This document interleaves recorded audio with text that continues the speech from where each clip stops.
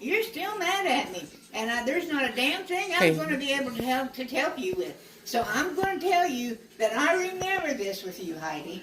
Now come here, sit down.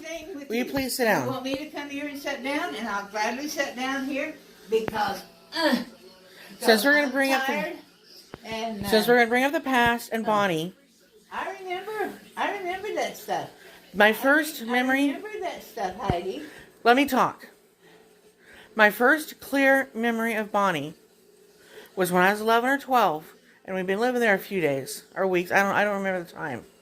But my first memory of her, clear, true memory, was her laying drunk on the floor, and you laying on top of her, asking her why she was doing this, and crying and begging her to stop. Yeah, and she drunk all the time. She drunk even when I came home from work. She was always drunk before she even got a supper meal cooked because she didn't feel like she was hungry at that time. And so she fixed meals to eat when she felt she was hungry. And I remember her getting real mad one time that you came in there. And there was some meat to eat. And you didn't do it right. You didn't do it the right way. And she hollered at you. And she took a meal going back in time. I'm just trying to tell you, I remember that. And remember's the wrong word. And I know that you're going to fix supper. I know that. And I know that you are still, I won't use the word mad at you, Heidi. And I'm not going to use that word. But I'm going to tell you that right now, I am getting so upset that I am going to lose my bonkers until I can get up here and show you that I'm all right. I don't believe you. Watch me. Chris, I'm so sorry, honey. I know I'm going crazy. And I know it seems like that. And I can't make you guys believe it. All I can do, I'm coming over here to talk to you, but you're going to say I'm rambling. I just going to say I'm rambling. And I don't know how else to show you that I do know what I'm doing right now. Now, see, I'm not rambling.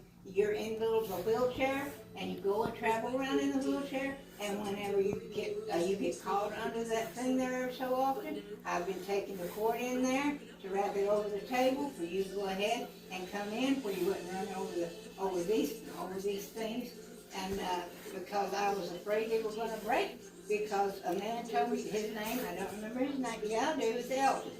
That Elton told me that on these there wasn't safe to have your chair to run over them because it could break them, that they were easy to break. So we started doing nothing but me going into the kitchen and remembering I'm going to lift that up for you to come in and stay in there. I cook meals with you. This is not a case of just remembering. Please remember that I'm talking this way to show you how much I have come. I have come from a little while ago when we were all sitting out here, and when Heidi's been hitting me and all that shit. I remember that, and I am not talking about it like I never did. Don't I always tell Heidi and the Brennan, forget it, it's done, it's over with, and I'm always trying to make sure that you get your stuff, even though sometimes we can't afford it. See, I'm telling you this again. Okay, you take insulin, you used to take insulin, and then you had a real bad problem, and you went to the hospital, and you stayed up there for a while, and we had a hard time finding insulin down here for you, because we couldn't afford it. It was way over $600 something, and after that happened, you went up and you went to this nurse, Amy, I can't remember her last name, I don't know, but she's been going and helped you all along, helped you so hard to get the paperwork to show that you don't have any money, or that Heidi doesn't have any money, that you could be afforded. And finally, I can't remember all the things you applied for, but I know you were applying for them, and you get upset when you didn't hear back from them, or whenever you did get turned down, that it didn't make sense. You would want to know, why did they just do that to me? And I don't know how much you guys want me to keep going on. If I say we believe you, we shut up?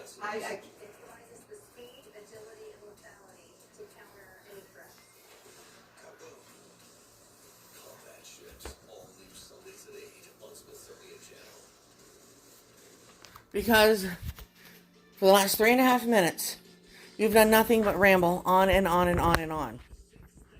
Trying so hard to convince us you're well. And the only reason you're quiet right now is because I said if I told you we believe you, we shut up. And yes, I admit, shut up was the wrong word.